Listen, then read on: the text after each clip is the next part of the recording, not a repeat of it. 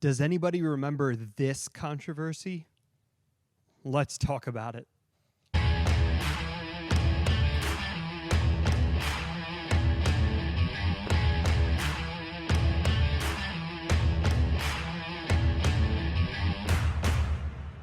Hey everybody, welcome back to another YouTube devotional video. My name is Ryan, and today I'm throwing it back with this picture. Yes, some of you may remember this. This was about probably 3 to 4 years ago, if I had to guess. And if you don't remember it, there is this big controversy as to whether this picture of a dress is blue and black or white and gold. If you remember this big social media trend, or if this is your first time seeing it, drop below in the comments what you see. Do you see blue and black, or do you see white and gold? I personally see black and blue, and I was actually prepping for this video, and I read some different articles, and it's actually a scientific thing about how your eye is structured and all this stuff, and that determines whether you see black and blue or white and gold. And it's crazy because the people who see black and blue, like me, cannot fathom how somebody else could see white and gold, and vice versa. The people that see this picture, the skirt picture, or the dress or whatever it is, as white and gold, they don't understand how people can see black and blue, and it's mind-boggling to them. And here's my point with this.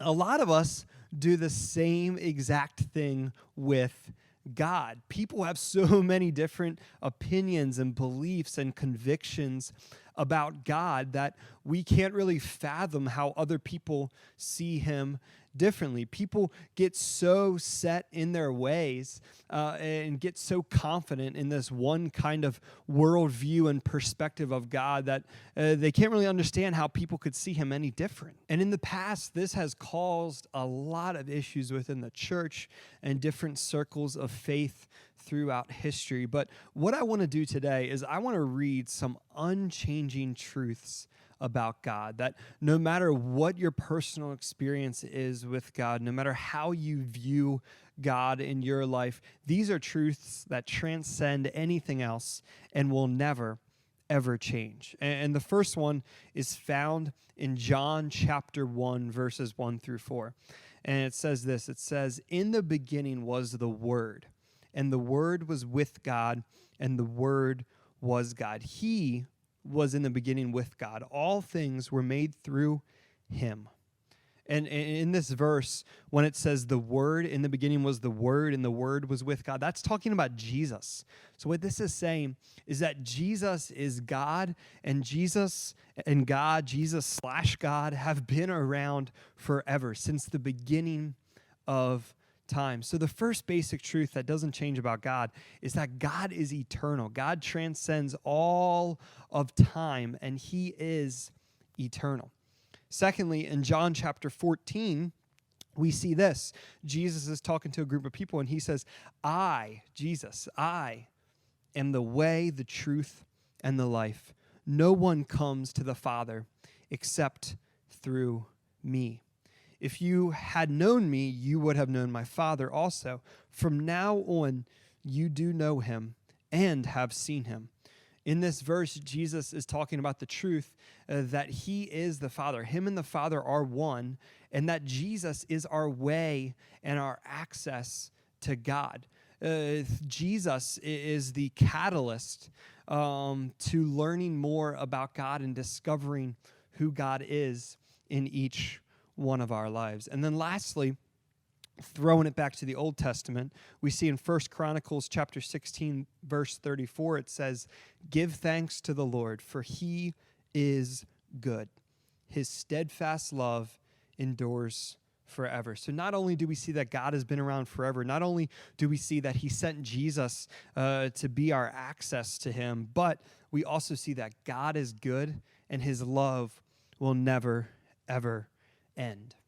Now listen, these are basic truths about God, and nothing can change any of those things that I just read. no matter how you perceive God, no matter how you feel about God, no matter what your convictions about God or the church or the Bible are, nothing can change the simple facts that God has always been around, Jesus is God and our access to God, and that he loves us and he cares for us.